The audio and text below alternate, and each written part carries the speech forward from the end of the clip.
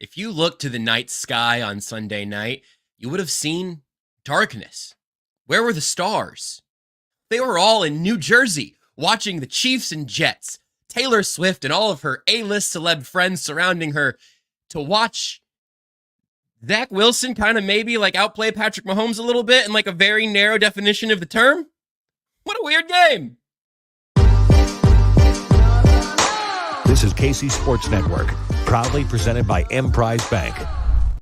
Put the torches and pitchforks down for a mere moment, please, and let me just read you this stat that was sent to us by our friend Lyle Graverson. And I feel like this is the defining stat for this week's Only Weird Games. This is from Opta Stats on Twitter or whatever this website is called now.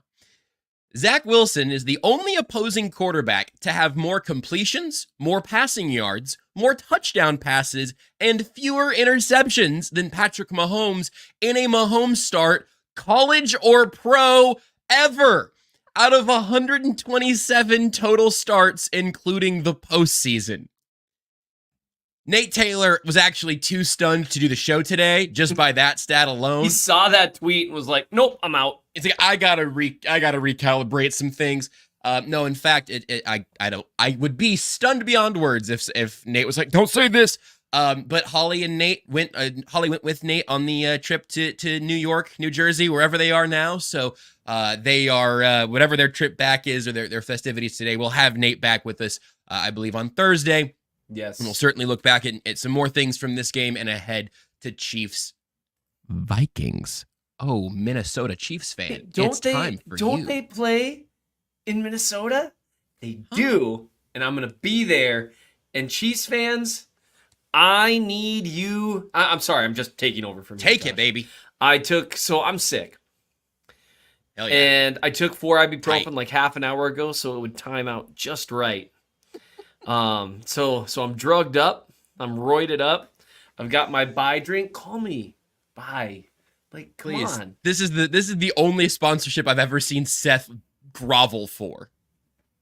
Because it hydrates you. Because there's no sugar. Don't give them an ad for free, man. Don't give them an ad for free. Just dangle that carrot. Not only they are completely delicious, they've got no sugar in them, they've got a little vitamin C in them, and they've got a gentle amount of caffeine that's just perfect. Seth spreading germs at work. I actually came into my office, shut the door, and sent an email to everyone in the office saying, "Leave me alone. Like, don't talk to me. Don't just leave me alone." You don't do that every Monday? I do that every Monday. You know, I kind of view myself as the morale guy of the office. I mean, no one else views me that way, but I view myself that way. So it's kind of my responsibility to go around and be like, "How's your day going?" And they they joke around by like, "Shut up and leave me alone." Like, "We've talked about this. I have pepper spray at my desk now." Just joking this has around. Never been funny. No one's ever thought this is funny. Yeah. Just fun little coworker stuff. The judge signed a harassment restraining order, like things like that. Great pranks, office pranks. So anyway, I just want people to know I'm going to be at the Chiefs-Vikings game. We are going to try to arrive pretty early because I've never seen the stadium. And Seth with that middle management leadership. What a great comment. Yep, it's just, "Hey, Kay, what's happening?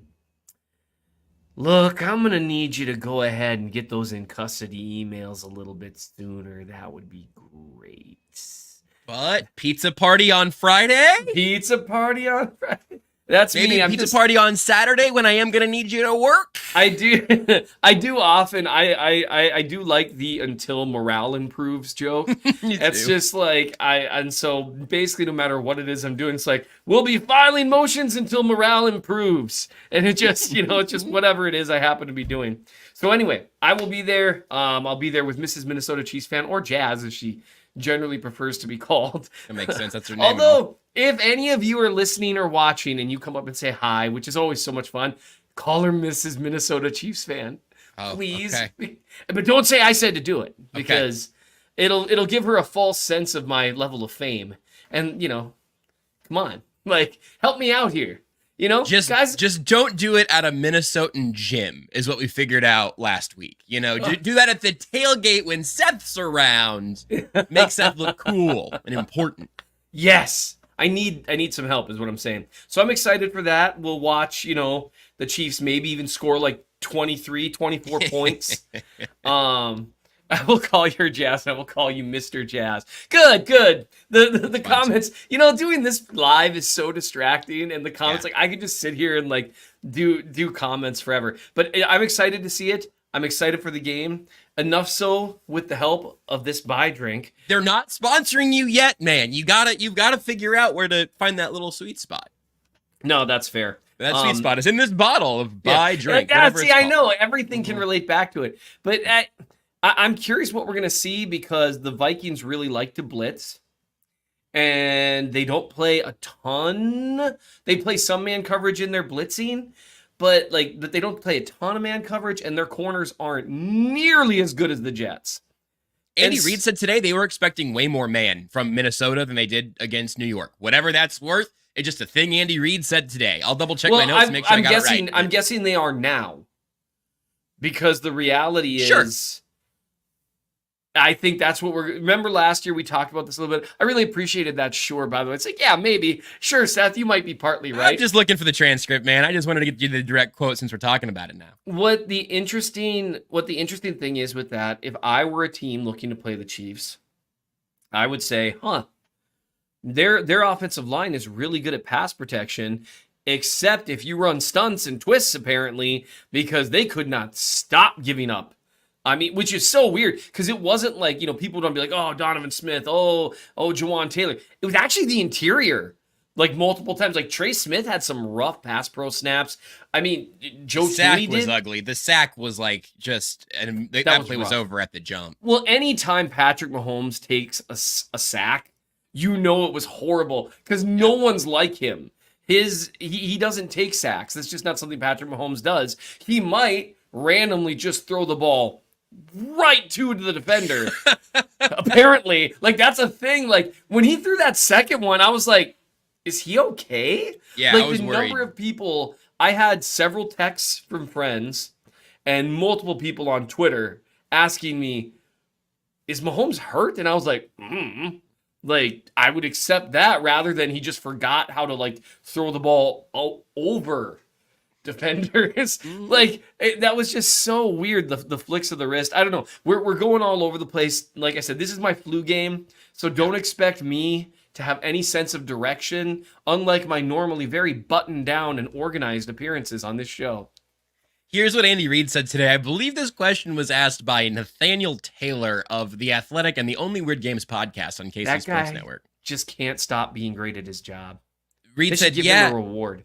Said, well, this crew here, being the Jets, was settling back, so it gave us the flat routes and gave Pat lots of room. You can see how deep they were. It also helped our run game, so that inevitably is what won the game for us on the offensive side. This week coming up now, you're going to see a lot of man coverage, and this group here, the Jets, ran man too, but I mean not to the extent this next group will. Wow.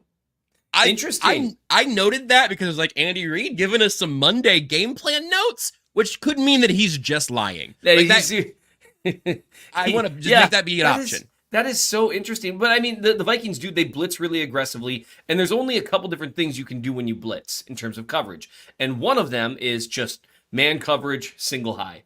So this could be finally like the MVS game we've all been kind of waiting for, where, hey, they're going to run some blitzes, run a bunch of single high. Hey, man, run deep. Or maybe the Justin Watson game, which that's every week in 2023 is the Justin Watson week, apparently. Well, Seth, it's every week from a snap count perspective. But as you may see in our wonderful YouTube title, or whatever the podcast title is when the show comes out in that version, I asked you some really specific clarifying questions before the show today about if you saw this tweet. And actually, I asked if you retweeted this tweet. Not just because, yes, I desperately want as much attention as possible, and for some ungodly reason, you still have more Twitter followers than I do. I imagine it's all the bots you paid for. Many. But you left out a word. Did I? Yeah, many. M-I-N-I?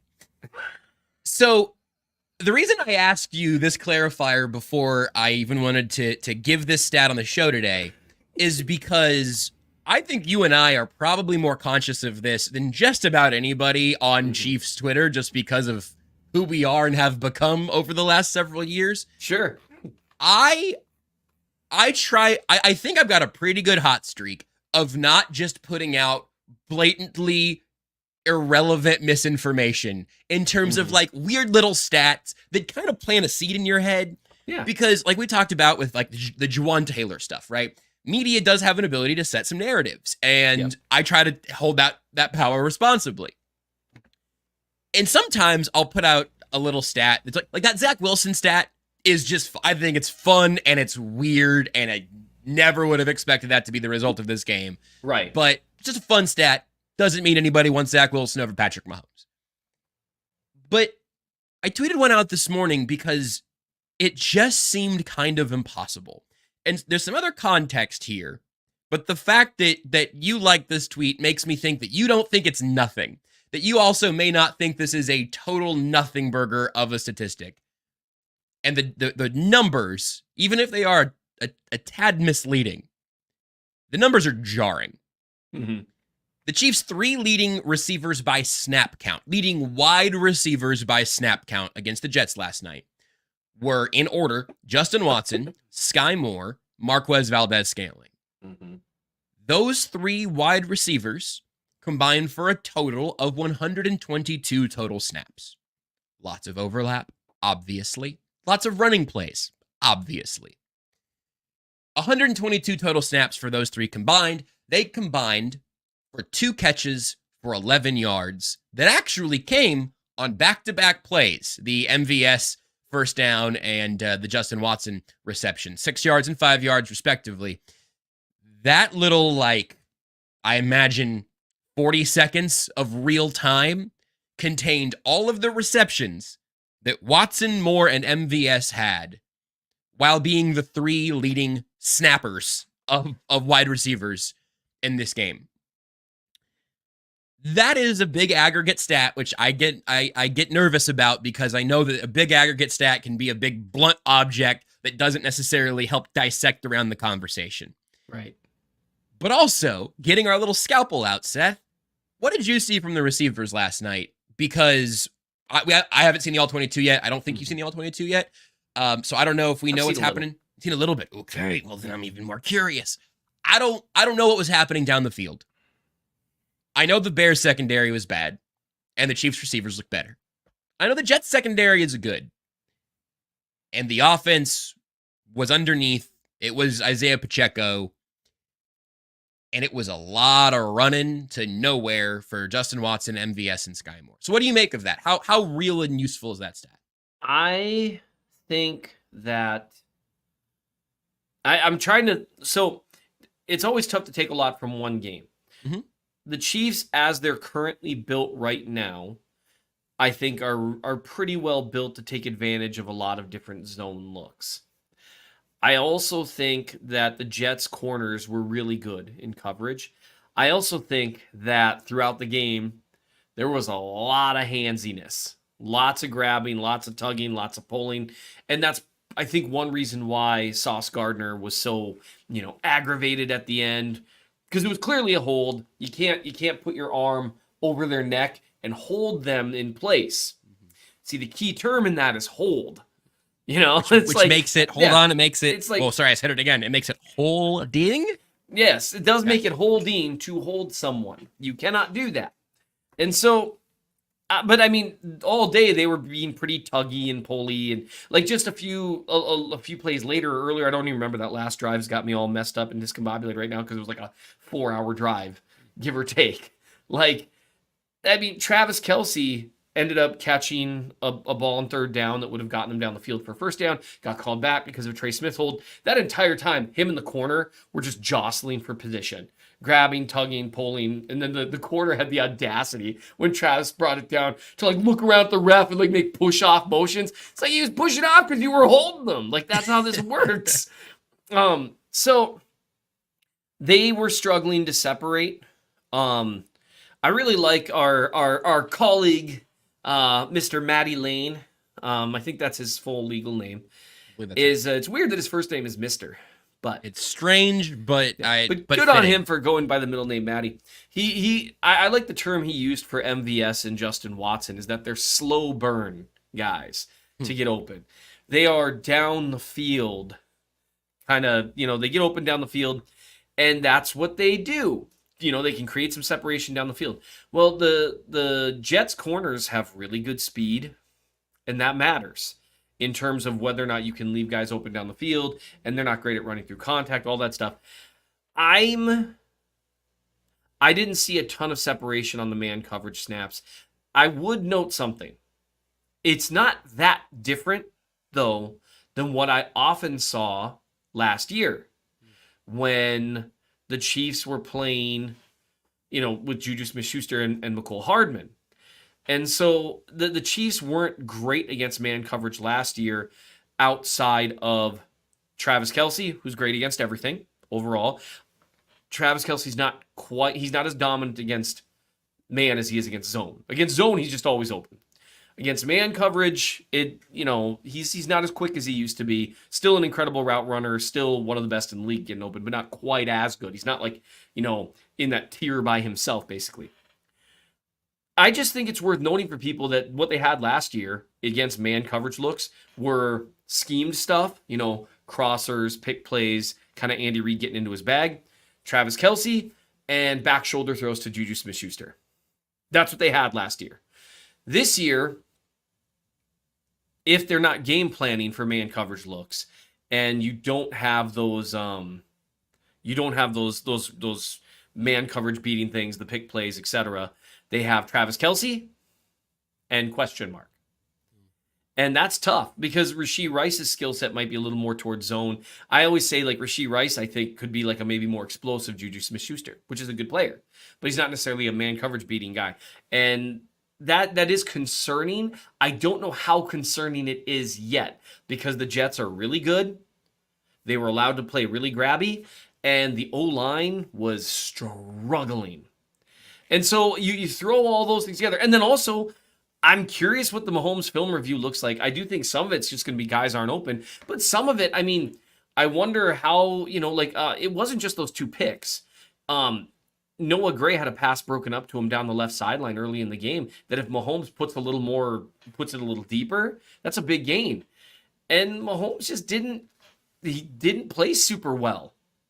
Like, not just like not super well for Mahomes, but like for a couple quarters there, it was like, ugh.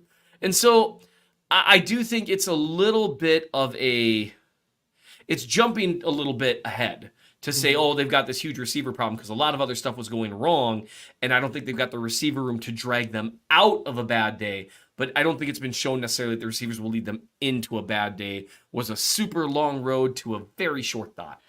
Well, no, I think that's fair because, look, how many hours and hours and hours, and I'm thinking for myself personally, hours and hours and hours and hours and hours, did we spend this offseason talking about it? Okay, can the Chiefs pull off a similar trick with their receiving core again this year like they did last year? Mm-hmm. Can it work with younger pieces replacing your Juju Smith-Schuster type? Like, what is the logical end of this experiment? And also, I've asked this question a couple of times now of, did the Chiefs make a mistake with a move they didn't make this offseason? I don't know about the answer to that because I don't know that they should have given DeAndre Hopkins the deal that the Titans gave him. And financially, with the status of Chris Jones at the time and the status of Chris Jones now, I guess, I don't know what that would have financially even looked like for the Chiefs to pull off an equivalent deal. So right. I don't look at any particular moves from this last offseason as big misses, but I also don't look at this current group and feel a whole lot of overwhelming confidence in a unit that is still so many more questions than answers. Mahomes can obviously elevate them, and I think probably already is. But when the guys who are out there so much of the time are high-functioning decoys. That's a good way of saying it. And it's a frustrating thing because they're not well-functioning decoys, high-functioning decoys for a 80-yard, 8-reception Kadarius Toney game. It's just decoys for, all right, they're going to play us back and give some of the underneath stuff. Just push the door in down there and we'll hand it to Pacheco, which can work, but it's not like they also were just consistently moving the chains all night. And it's just weird because they only end up with 23 points. We saw more Tommy Townsend than I'd like to see, and we really saw more Mahomes turning the ball over on first down than I'd like to see. Right. Which we should talk about. We can't do it just yet, Seth. I want to ask you what you're actually thinking right now, what you're feeling right now. Before the film review comes together, for Patrick Mahomes, because you're right. That was not a good game of football by Patrick Mahomes, and I'm getting lightheaded. I need to sit down. Thanks for listening to KC Sports Network. Make sure you download our new app. Find it on the App Store or Google Play. Just search KC Sports Network. All right, Seth, unpack it for me. What does it mean for Patrick Mahomes to have a bad football game? What does the offensive line that you mentioned have to do with that, which is interesting because I've seen some conflicting opinions about the Chiefs O-line. And where does that leave you right now on the Chiefs offense? Wide receivers already being discussed. I think this was the first game where pass protection was really much of a problem at all for the Chiefs. And that says something.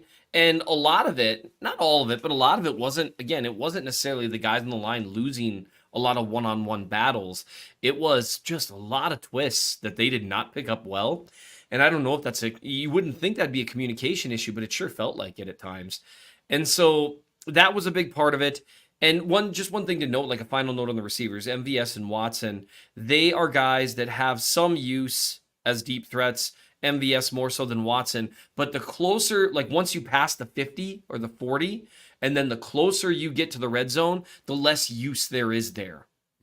And that's just kind of how it goes. They're just very coverage dependent. They're very opponent dependent. There are some guys that are just going to lock down both of them easily all day. And that's problematic. So with Mahomes, though, I genuinely don't know what happened. They were rolling. He had made a couple of really great throws, really great plays. He didn't seem to be moving quite as comfortably, but like once he was sprinting, he seemed just as fast as ever. He was short-arming throws all night, though. And it didn't just happen once or twice or 3 times or 4 times. Half a dozen times at least, he put throws shorter than where they were going. And they just kind of, it just didn't seem like he had any confidence in what he was doing, even when he was trying to make the throw. And that's where like people, well, he doesn't have confidence that they're open. But if he thought he was squeezing it into a tight window and he thinks that someone's not really open, we've seen Mahomes do that. He fires it in. He doesn't try to like lollipop it over. And those picks especially, but I mean, he wasn't even on the same page with Kelsey a couple times. He almost threw a pick to Mosley because of that. And it was just a weird outing from him. And that makes it tough to really, again, I'm always, you can't really tell who your team is based on one game. You never can. Just like, you can't tell who the Chiefs are based on how they just destroyed the Bears. It could be that the way that the Jets defense is set up, really good corners and 2 really fast, really good coverage linebackers. That could just cause them some problems because that intermediate part of the field that they can normally chew up a little more, I don't know. But it was in multiple phases at multiple levels of the offense in the passing game where things were going poorly. It wasn't just the receivers, and it wasn't just the line, and it wasn't just Mahomes. And I think so often what we want to do as fans is we want to take a look and find out who's to blame. Like what's the one culprit? But that's not how football works. Football is a game, we talk about this all the time. You pull a lever on one end of the room and it pulls 13 other levers within the room. So let's say the wide receivers play an identical game, but the offensive line holds up well. It's a very different looking game for a variety of reasons. Or let's say the offensive line has what happens to it, but the receivers do a little bit better job creating separation.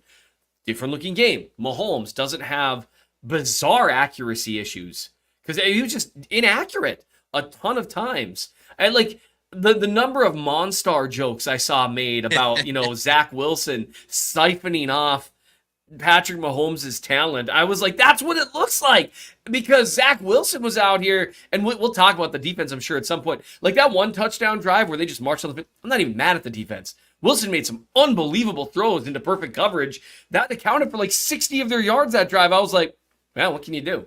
Like, Drew Tranquil, like he had his hand on the ball in coverage and the guy hauled it in. I was like, not much to be done about that, guys. You just can't, perfect throw, perfect catch, can't do it. So I just think that I am worried about the wide receivers. I'm worried about their ability to create separation where they need to. But I'm not willing to say like, that's DEFCON, whichever the most serious one is. Yeah. That's the biggest problem with the offense, because I see guys that they have in-house with the ability to be just enough. Now, that's the problem, though, is just enough is... It's not ringing endorsement. The only guy that we've seen show any real juice has been Rashee Rice. Tony does with the ball in this his hands. season. I would say this season. Is This that fair? season. Can I make an argument for Kadarius Toney with what he saw last year? Right. And that's where what's interesting with Tony is he has been relegated to a McCole Hardman role. Yeah. Which is fine. I wonder if that changes. This is my hot take. My hot take here is all off season we heard two names around the Chiefs wide receiver one discussion. We got, and I don't even just mean training camp. I mean before. I mean when Andy Reid was doing NFL Network interviews and he was like, we got a lot of expectations on Sky Moore this year. He's going to take a big jump for us. Mm-hmm. Or some of those little murmurs and reportings about Kadarius Toney, wide receiver one. I do think if Kadarius Toney's healthy throughout all of training camp, I think he's leading the Chiefs wide receivers in catches and yards right now. Mm-hmm. That is doing something, though, that would have been silly for the Chiefs to do, which is me saying, if Kadarius Toney would have been healthy through all of training camp and then stayed healthy through the first 4 weeks of the regular season, I think he would. Well, that's not the game we're playing, is it? No one has ever said Kadarius Toney has no talent and couldn't be explosive with the ball in his hand. It's right. Well, he's got a sort of Rolodex of injury issues that are different types and pop different ways. And is it bad luck or is there a common thread? I don't know any of that. I'm glad Kadarius Toney's on this team because he is, at this point, I think, the guy that I look at and say, all right, maybe he has like a 200% improvement in his bag. I like Rashee Rice a lot. He's my long-term hope. I think he, by the end of the year, is going to look like a real part of the offense and not just a begrudging part of it. But Tony still feels like the guy to me who, if he would have been healthy throughout camp, it makes sense to me that they could have expected a bigger jump from Sky so far and a bigger role for Toney. The problem is when you gamble on a receiver who hasn't been able to stay healthy and a second-year wide receiver out of a small school who never really put it together in year one, right? That's a big gamble, and when you lose that gamble, this is what it looks like. And that really was the issue. And David Martin makes a good point. Like, I mean, every now and then we get mortal games from Mahomes, and it's super rare, but it does happen. I do think there's something to be said for they had a plan, and that plan, and this is what we talked about leading into the season, that the ceiling of the wide receiver room was higher. Are we just going to McKinnon Toney until the playoffs? I could 100% see that. It's just a really good comment. Just are we just going to McKinnon Toney until the playoffs? And I think that's a pretty good question. Right. And there's a question Wink asks, and I'm going to be honest, Wink, you should know this doesn't come across entirely like a good faith question, but I'm going to give you the benefit of doubt and assume that it is. Should the greatest QB ever be able to throw them open? Sometimes. It depends.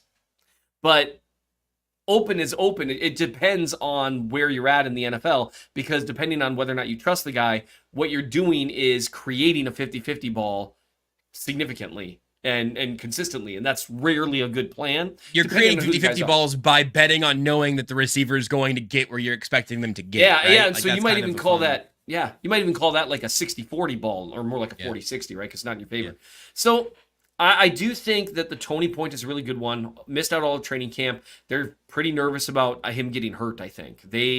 They're trying to figure out who they are, and Sky Moore not taking a step forward. But these were the risks that we knew existed. And honestly, even though he hasn't, I mean, his drops have driven everyone crazy. We all know this. But also, thank goodness Rashee Rice is a little ahead of the normal rookie curve. No kidding. Because we'd have some problems if he weren't. As it is, I think Justin Watson's the leading wide receiver right now. And hey, I actually just last week was like, you know what? I'm done with the Justin Watson slander. And I am. He belongs on the roster, but he shouldn't be your leading receiver. He also shouldn't be your leading, snap receiver, which is what he was on Sunday. And that's where Andy Reid's confidence in his offense, I don't know. They really still feel like they're feeling things out more so than I think we felt like. But it's also worth noting, go back and check the archives, if you will, of the Chiefs' schedule in October last year or the year before, the Chiefs have weird games as they kind of get it all figured out and put it together. Someone should have a podcast about that. And so I'm definitely worried. I would put myself at right now, I'd put it at a 7 out of 10. I'm pretty worried, but I'm not like... Specifically for the receivers, for the offense as a whole? Specifically for the receivers and the way that can impact the offense as a whole, because teams are cheating towards Kelsey more now than ever. And the Jets were. I mean, they were haloing Kelsey all over the field, playing him really physical. And I mean, they were really, I mean, they treated it like, you've got Travis Kelsey, no one else. Let's see if someone else can beat us. And all too often, other guys couldn't. And then on the plays where they kind of did, you know, if Noah Gray creates some separation or whatever, or the scheme wins, then something else went wrong. And this is what I really want to hammer through to people in terms of what you're kind of doing with football is almost like a numbers game in that things are going to go wrong sometimes, right? No one's perfect. Everyone's going to have bad snaps. But if you minimalize those bad snaps. Oh, I can't wait to talk about Pacheco, Clayton. You don't even know. That's next. That's an after the break one for sure. If you can minimalize those bad snaps, you make sure that you don't have a lot of snaps where it happens. You know, like so, but if you just add 2 extra bad snaps for every group, right? 2 more for the running backs, 2 more for the receivers, 2 more for the offensive line, 2 more for Mahomes. Suddenly that's 8 plays in over 10% of your snaps. And that's why it matters so much to really be clear. This wasn't just a receivers game. Mahomes took some stuff off the table. Arguably as much as he put on the table. If it hadn't been for his scrambles late in the game, which were great, he would have taken off about as much as he put on. And you saw that with multiple other guys too. So it's not just the receiving group. They really, they haven't quite hit on all cylinders yet. And it's just an unfortunate thing that it came on the heels of a game where everything was all together. And so I just think it was a combination of a couple different guys having a bad night. At the same night, Mahomes had a bad night against a really good defense. And it was really easy to lose those early vibes.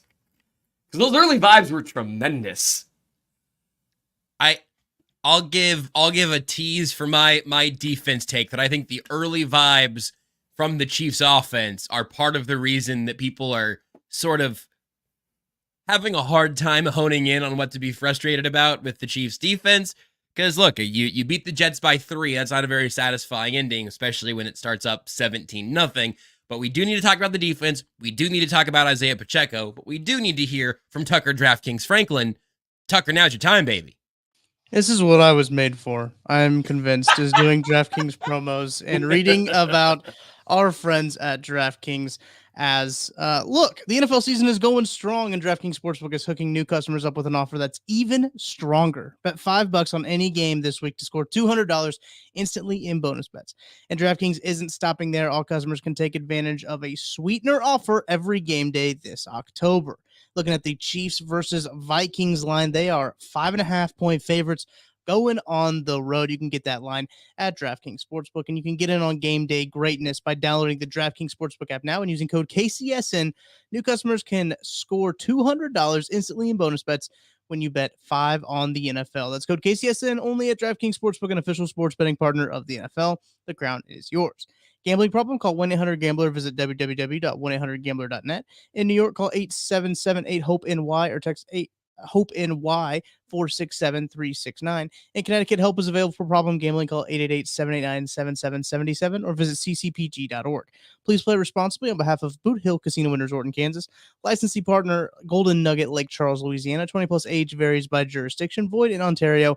Bonus bets expire 168 hours after issuance. See sportsbook.draftkings.com/football terms for eligibility and deposit restrictions, terms, and responsible gaming resources. Back to you, Josh. Thank you, Tucker. A wonderful time and a great job of reading as always. How many hours was that? 100? That's how long James Franco got stuck in that cave, right? I mean, in the movie. It wasn't actually him. I think it was a Ryan Reynolds. I thought for sure that was a James Franco movie. I don't know. Whoever they were, I'm sure they were watching. I'm going to Google the game 127 live. hours. All right, while you do that, see. I'm just gonna let people know that there might be a simple solution for some of this stuff. There was a really great question. James Franco, let's go. Here we go. Oh, James Franco, you're so smart. KL368 asked, if you had to guess now, list the wide receiver snaps. Sorry, that really didn't come across sincere, did it? If you had to guess now, list the wide receiver snaps weeks 12 to 18. That's a great question. It would not shock me if weeks 12 through 18, it was still MVS and then Rice, Tony. Which would be a very different look than Moore, Watson. And one that I personally would support, and I think is probably a good idea. But that's neither here nor there. The other there's things you can do about this, and Josh, just watch this. There are things you can do when you have concerns about your wide receiver room. Some of them are personnel and some of them are schematic. And the Chiefs found a way around it last year by shifting to 12 and 13 personnel looks, running a little more often from under center, and some delayed play action stuff out of that took advantage of Patrick Mahomes' natural ability on the move. And boy, if only they had a running back who could possibly thrive in such a system. But alas. My answer to that question, by the way, is Justin Watson, MVS, and Sky Moore. Oh, gosh. Yeah.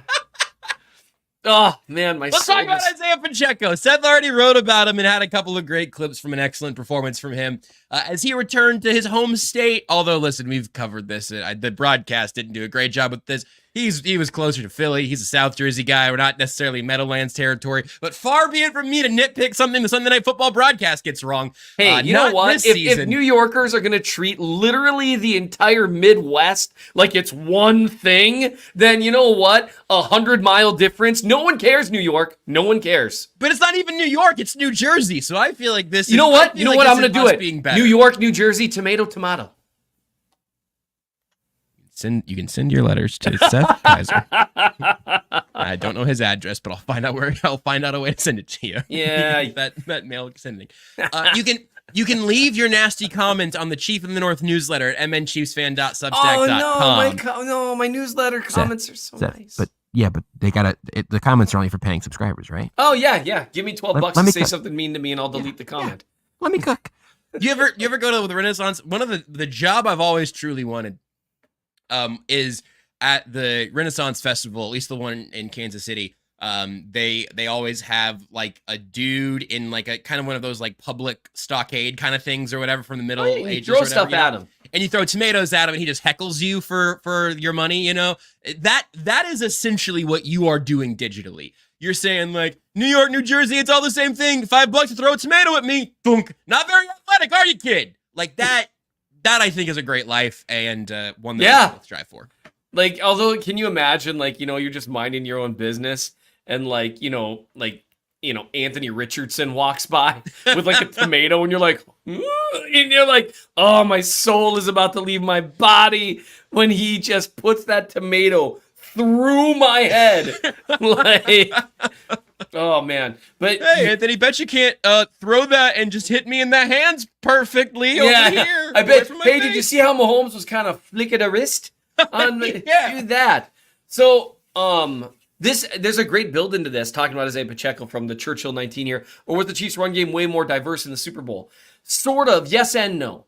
Okay, their run game got a lot more diverse as the season went along last year, and we've actually seen all of that this year. It just had been in little doses, which one can have a conversation about whether or not Andy at times move a little slowly in terms of having to, yes, and also stop running outside zone with Clyde Edwards-Helaire. Actually, yes, I'm begging you, please stop doing that. That is not a thing that he should be doing. You want to run inside zone with Clyde Edwards-Helaire? You want to run duo with Clyde Edwards-Helaire? You want to run GT counter with Clyde Edwards-Helaire? I would still rather see Pacheco, but he can run those. Clyde, he had a few good runs, and he's had a few good plays this season. But now when you're sending him towards the sideline, it's painful. And on a low-key, Jet McKinnon is not really a sideline guy either. He's more shifty than fast. Like, they've got Pacheco that can do that. Please stop doing that with every other thing. But Isaiah Pacheco, I was really proud of this article's title, Running Desperate. Because everyone says running angry. Isaiah Pacheco does not run angry. He runs desperate. He runs, everyone says he runs like the rent is due. He doesn't run like the rent is due. I've had the rent due. And let me tell you, that is not rent due running. That is, we are 3 months past the rent being due, and the landlord is now running down my wife in the hallways telling her what a deadbeat I am because we're not paying rent, and the only reason he hasn't thrown us out yet is because we have 3 kids, and by God, if we don't get him a check with something, he'll do whatever it takes. He's already shown us the letter. It's all shown up. He started the eviction process, and all he's got to do is file it.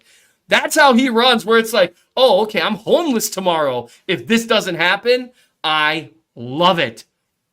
And that's a lot of fun to watch.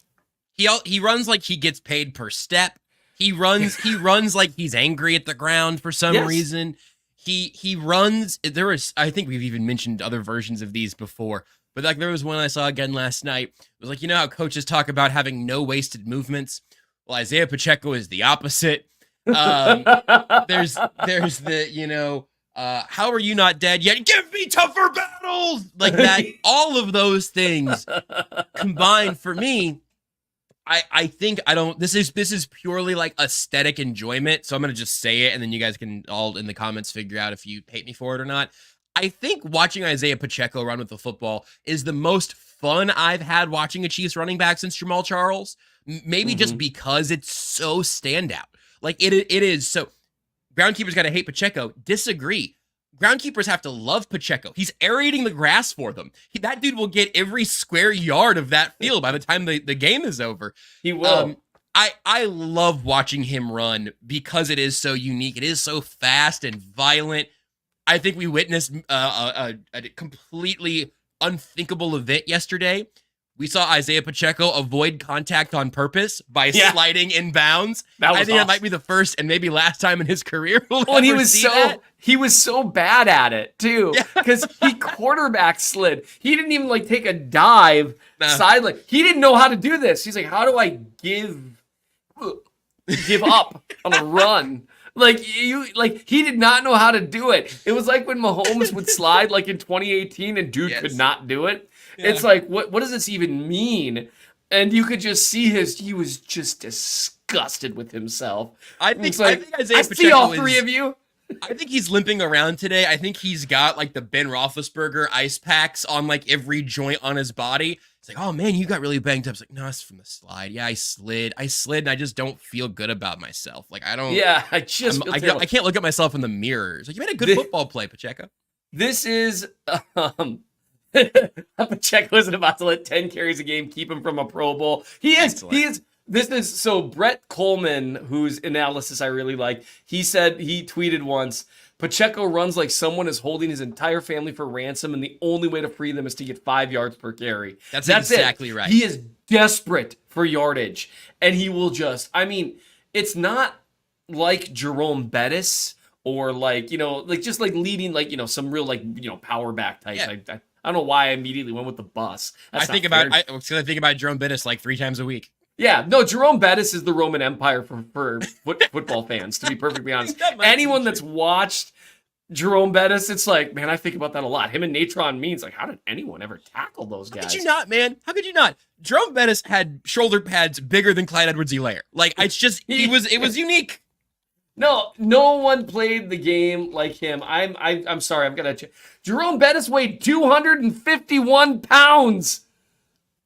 After what, a week of fasting? It was like if Reggie Ragland were a running back. Come on! That's right. So the thing with Pacheco, and this is what I wanted to lead with him because it's kind of rare for a running back.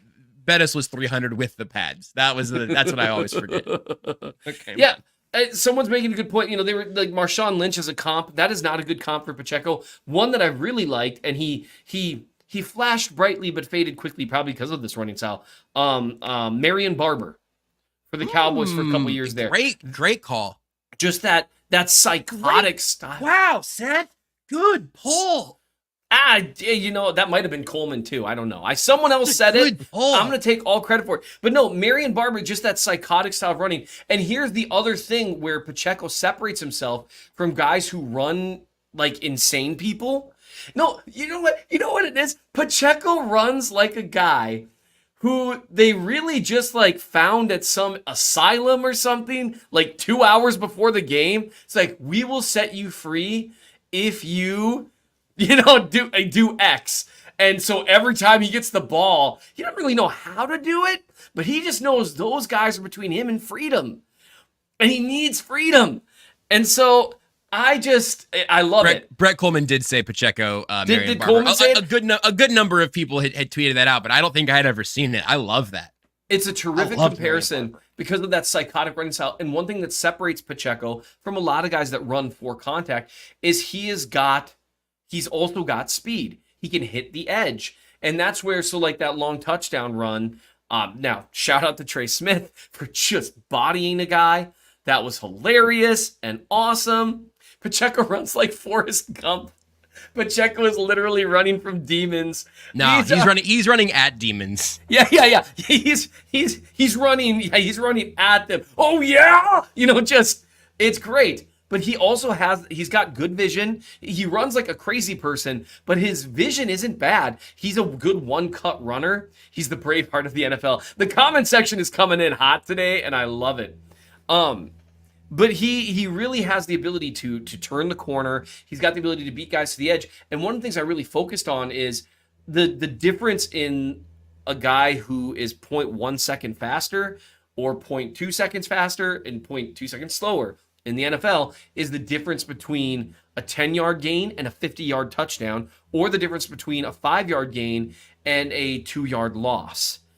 And is Trey Smith allowed to leave New Jersey after murdering someone last night? So far, it seems okay. I saw that he was tweeting, so I assume he has his freedom. So I wanted to write about him first because running backs in today's game don't often get the chance to move the needle. Right. And he 100% did. I would argue he was probably the best player on offense last night, maybe by a pretty sizable margin.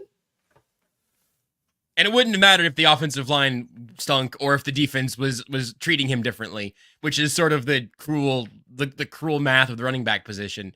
But even that does not make me any less excited to watch that dude run because it's so much fun. Let's talk about the defense. Is it defense time? Yeah, unfortunately. Actually, not really unfortunately. I don't know why I said that. They held him to 20 points. So, hey, if they held him to 18 with at least one short field. Oh, right. No, that's a good point. And you know what? Good point, Josh. You're crushing it today. That's the ibuprofen. Nate's not here. I felt like that's like I said, the ibuprofen went straight to my head. I'm a Baptist, so I can't handle my drugs. You should see me on Advil. We'd party. We couldn't do video if he was on Advil now. Yeah, I'd be sitting there with no shirt on and this tie. I'm here. You want to go throw a frisbee or something? Anyway, so I don't. You give Seth half a Benadryl and let him loose in your kitchen. He will empty out your pantry, man. It's a mess. Let me tell you, you give me half a Benadryl and I will pass out on your kitchen counter. And I've always been that way. Even when I was 21 and living slightly differently than I live now. Benadryl, let me tell you, I'll take I'll do a kid's Benadryl. Jazz drugged me with it once because she was worried I wasn't resting enough. I should not be sharing this story. Why are we live? She said it was tea. So I drink it and she's telling me, got it set up with a tea thing. And she goes, oh, you gotta, we'll drink this. You need to relax. This is 6 months ago, some tough stuff going on. And I'm like, okay. And so I sip. She's like, oh, no. It's a chugging tea. I'm like, what? It's a chugging tea? She's like, no, you just down it. And I was like. The tea that has the little bear with the sleeping cap and he's just doing a shot of tea on the box? Yeah. And I thought it was weird, but I trusted Troy Thornton said the guys at the gym told her to.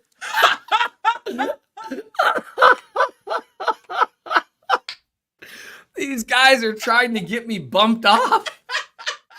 Oh my goodness, that was so funny. So anyway, so I'm okay. I trust my wife. I got 15 years of reasons to trust her. So I down the thing and I'm like, man, it's goofy tasting stuff. She's like, okay. And like, I noticed like 20 minutes later, she's like, just watching me. And I'm just like, what? And she's like, okay, I'm going to be honest with you. Never fall for the chugging tea. And she's just like, okay, I'm going to be honest with you. There was Benadryl in that. And I love you. And I think you need some sleep. So she just like sits there and like, it's just like, shh, as I go down for the count. So I've been drugged more recently than most of you. So next time you're in Missouri, does that, I can make you a chugging tea. If you want a chugging tea, I can get you a chugging tea. You're going to sleep great. If you want that, I can do that. I mean, we'll figure it out. I guess, I'll tell you after the fact that if you drink a liquid in my home at this point, you have essentially signed off that it could be chugging sleepy tea. No, I'm treating you like some bro I ran into at a frat party with a visor worn backward and upside down who's offering me a drink that's already open. I wearing accept an Aaron nothing Rodgers jersey. Like, come on, man, this red Dude, Solo cup's gonna change your Why don't you life. just have a drink, bro? Come on. And so, anyway, what were we talking about? Isaiah Pacheco? I don't remember. No, we were going to talk about the defense. The defense. So here's we're the going to deal. talk about the defense. You made a great point. 18 points, not 20. Yeah. At least one of those was on a short field. And one of those drives, Zach Wilson played out of his mind. And this is something I really tried to, you know what? It was Benadryl, not chamomile. And that would have given me a hangover probably. I don't know. It's hard to say. So it could have been chamomile tea with Benadryl in it is sort of, I think that was what my. Oh, yeah. Because chamomile is your sleepy time tea, and then Jazz just put in, some of those funny mushrooms she's been growing. Some of those funny mushrooms. Yeah, that was, man, I had a great prayer life that night. The roof opened. Anyway, so these are things to take into consideration when you're trying to figure out how a defense played. Now, the pass rush wasn't quite as good. You did tune in at a weird time.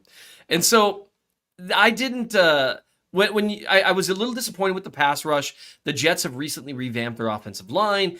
But one thing that's worth noting, they did a good job picking up some of Spag's blitzes early on, and the four-man fronts. Like, honestly, the right tackle did a good job against Chris Jones. They sent a ton of attention his way. And this was a game, unlike the last 3 weeks, this was a game where you thought, man, they could use another dude. And that's where you could see that gap there with Dana and Karlaftis, who are good complementary guys. FAU's not there yet, although he had a couple of nice pressures. Wilson just made some out-of-his-mind throws under pressure, too. He had a couple of incredible escapes. A lot of quarterbacks would have been sacked 2 or 3 times there. And so you have to factor that in. And this is what I would urge people to do. Always do this with every game when you're looking at film or where you're trying to gauge the performance of someone. Don't get caught up on the names of the back of the jerseys. Don't just say, well, they're making Tyler Wilson or Zach Wilson. I do this every time. Oh, they're making Zach Wilson look great. A great throw, that's kind of like when people said, oh, Mahomes only looks great because it's Big 12 defenses. A great throw off platform, under pressure, into tight coverage is just that. Doesn't matter what the name is on the back of the jersey. A great throw is a great throw is a great throw. And Wilson, on one drive, I tweeted about it. I was like, I'm not even mad at the defense. He was throwing darts.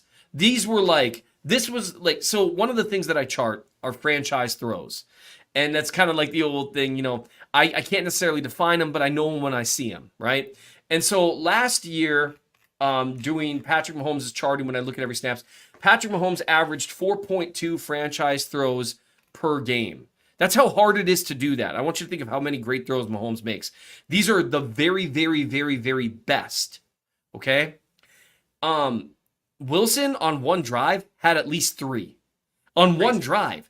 And it's unbelievable. So honestly, Garrett Wilson's really good. And Wilson just had an out-of-body experience for 2 drives. Other than that, the defense, by and large, they're the reason the Chiefs won that game, along with Isaiah Pacheco. The only thing I'd add on top of that, I think, is, again, one, safety, not the defense's fault, and then that first touchdown drive, that field goal, who cares? Field goal is off right after the safety, so the Jets have 5 points in sort of one possession, right? Okay, cool. Right.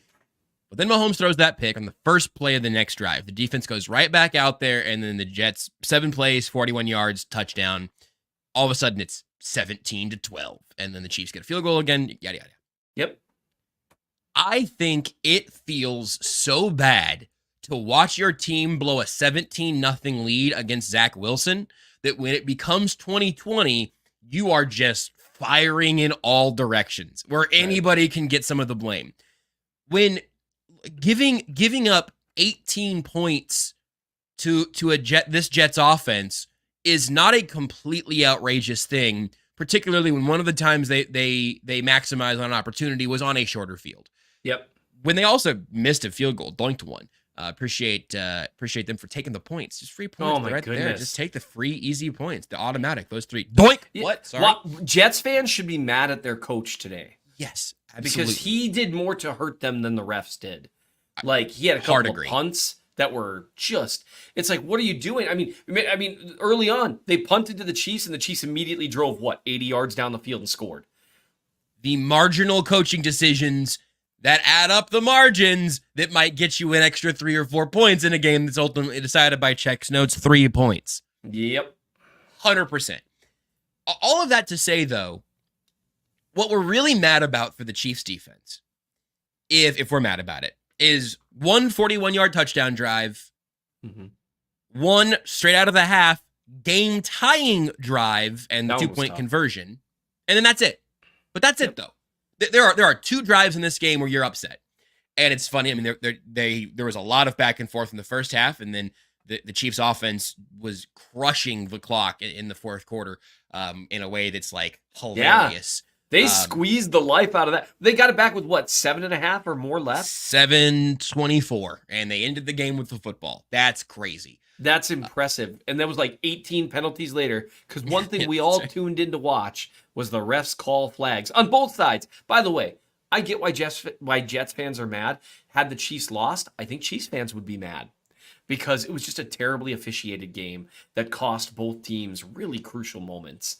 And so I've been a little crabby today, and I spent part of my morning just being a complete dillweed to some Jets fans, just because I just couldn't, I could have dealt with it. I could have handled it better, and I chose not to, which I happen to know that that's my very favorite side of yours. Like, if you could pick one, I'm told that petty Seth is a lot of people's favorite Seth, so sometimes I just lean into it. But I can see why they're upset. But that 7:24 drive, I mean, that they had to grind it out, and good on them for figuring it out, how to really, keep that going. But the defense overall, you're right, 2 drives, really. And both of them, Zach Wilson played unconscious on those 2 drives. And that's going to happen sometimes. Sometimes you're going to get got. It's the NFL. And sometimes it's not like Zach Wilson doesn't have talent. I mean, some of those throws he made, those were big boy throws into tight windows. And hey, hats off to their tight end who made a couple of incredible grabs. Well covered. And that's another area the Chiefs have struggled. Low key, they should have been able to punt when they had that safety, because that was not a safety. It's bad when calls was that's not a safety. You're like, thank you. It was a penalty. It wasn't a safety. Yeah, it should have been half the distance to the goal, so another yard. And then they punt out, and it would have been kind of a bummer, but not 2 points. But the thing on that play, Mahomes hit him with a great throw for the first down, and he dropped it. The Chiefs have not been catching contested passes or difficult ones this year. And those are the things on the margin. We always think about separation and that kind of stuff. But those things on the margins, that matters when it's 1 or 2 plays a game. But we're talking about the defense, and I apologize. So no, that's okay. That was really what I wanted to share. And I think, pretty well recalibrated from this game. I'm going to be interested to hear what Nate saw from over the top, being there in person and everything. Seeing the all-22, and I'm going to be really interested to see where that goes. Mm-hmm. But I feel a little. Let's go one last real big picture thing, Seth, and then we can wrap. I feel a little worse about the Chiefs after that game last night. Mm-hmm. I don't know that it's for any individual practical problem or any one thing. like you said, when there's a game that's either a loss or that's ugly, the knee-jerk feeling is, who can I blame? What can I point to? Yep. We probably haven't spent enough time talking about what Mahomes did do with his legs in this game, because that was just a different genre of assassin Patrick Mahomes bleep. Yep. The over my dead body stuff, just in a different form. Now, we've seen it some, but that was a tremendous performance that way. But I think the thing that freaks me out a little bit is that if you take me to a playoff game, and maybe this time it's in Buffalo instead of being in Kansas City, which would be a weird thing. But if you show me that game and you get a weird Mahomes game and a quarterback that just takes a couple of great plays from your defense, and your receivers have good defensive backs across from them, they really lock down on Kelsey, and you make a young receiver step up and break out, I could see that being a 27-23 loss to the Bills. I don't think it's going to be the Bengals at this point. Maybe it's the Dolphins now. But there is a path that I didn't even feel that way after the Lions game. That game felt so weird for so many reasons. And right. I don't know. I think the Chiefs are still the deserving favorites in the AFC, for me at least. I don't know where they actually are in terms of like betting odds and stuff. But it leaves a little bit of a sour taste in my mouth. That's my big picture. But I'm not blaming it overreacting on the defense. I don't think that's fair. I am big picture most worried about the receivers. That's kind of my my final debriefing there on how this game makes me feel. How did this game make you feel, Seth? Sick. But that was probably something else. No, it's an interesting thing. I really do think that's a really good point. You're kind of extrapolating forward to how this could be problematic, because they're going to have to beat really good teams to make the playoffs, including really good defenses. And they've shown they can do it, but you don't want to have to. You can count on Mahomes playing like a demigod in the playoffs. You really can at this point. We've seen enough times. We have in his career, we've got like one bad half of football from him in the playoffs. Maybe one full game, maybe. But overall, he's just unbelievable. But you don't want it to be a crutch to where it absolutely has to happen for you to win. You want that to happen so it raises your likelihood of winning to like 80%. You don't want it to be the thing that absolutely must occur. And that's what it feels like a little bit. And that's why they got to figure out who they have in the wide receiver room and how to utilize them. That's going to be a really big deal. The other thing, just on a stupid side note to make regarding this Jets team. We are 3 weeks removed from them actively beating the Bills. Not almost beating the Bills. Not Aaron Rodgers beating the Bills. Right. This Jets team beat the Bills. Yes. They are a really, really, really good defense, and that's been lost in recent weeks because of all the drama and all the problems. Zach Wilson's been playing so badly at quarterback that he was unplayable. And then for a night, he wasn't. And their defense, and the Chiefs cut through them like a hot knife through butter early on, and maybe they hit cruise control a little bit too soon. So it's just something at least worth noting. This is a team, like the Bills, they're like right now, everyone's like, oh, the Bills are the best team in the NFL. They must be. Maybe, I don't know. We love to do this, especially early in the season. It's every single week. It's going to be a new team is the best team in the NFL. And it's usually like margin of victory or whatever that does it, right? It's like, oh, the Dolphins beat the Broncos by 50. Still hilarious. But or who beat a good team most recently. Yep. Honestly. And so it's just worth noting that we are 3 weeks removed from, well, technically 4 weeks removed from the Jets, this same Jets team. And they had game planned that game to have Aaron Rodgers there. And they still beat the Bills. This is a team that was supposed to be a Super Bowl contender. And one of the reasons Rodgers wanted to go there is because they have a very, very, very good roster. And so you beat a good opponent that has a bad record. Or at least a decent opponent that's really good at dragging you into kind of a slog fest. They Tennessee Titaned them. You know? Like, we're going to drag you into the mud and throw this. So I'm not sure how much you can take away from it, but the receivers... the receiver concern is a real one.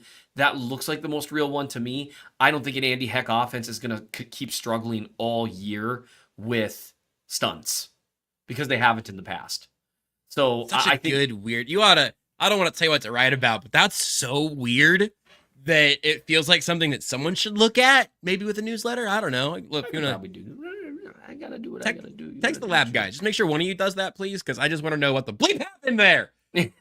So if you want to know what the bleep happens on Monday Night Football tonight, Seahawks and Giants. As always, you can catch primetime NFL action on your home for the NFL in Kansas City. Sports Radio 810 WHB. Tonight, Seahawks and Giants there on the NFC side, so you can tune in there and listen to that on the airwaves if you're out and about. Also, late tonight, we got the live lab back. It sounds like they're going to be talking a lot about Patrick Mahomes. I will probably catch that either live or first thing in the morning on the podcast feed because I want to know what they saw from Mahomes in this game with a little extra time to dig into it as well. We'll be back on Thursday, rejoined by the one and only Nate Taylor, not the Taylor mentioned on my hat. Shout out to Sandlot Goods for having a hat that I just can't believe Seth made it an entire episode without ever directly addressing. It says, "I'm just here for Taylor." And I think it's funny because this is a Chiefs podcast. And also Nate's last name is now on my hat. So it's got kind of a double entendre, but it didn't work for either one today because there's no Taylor Swift here or Nate Taylor. Or we didn't talk about Juwan Taylor like at all. He didn't get flagged. What a shocking development. I don't want to talk about Juwan Taylor anymore. This was the first game where I think Juwan Taylor had a tough game.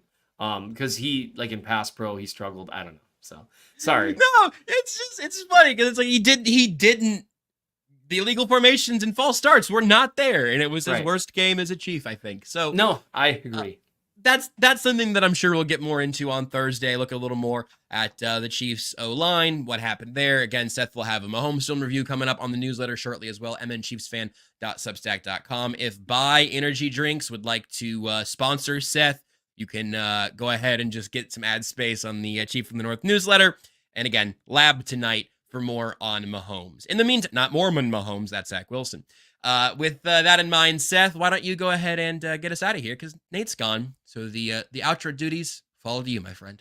I am here to talk ball and nothing else, and you know that about me. But there are times that I'm willing to make an exception for such things. And every now and then, someone comes along who is different and special and just so filled with success and charisma and talent and just absolutely everything that the entire world should look up to, that I fanboy a little bit. And I just have to say, I'm finally willing to acknowledge it. I cannot believe that Hugh Jackman was at the game. Hugh Jackman! Have you seen Les Mis? That's your point of reference for Hugh Jackman? He can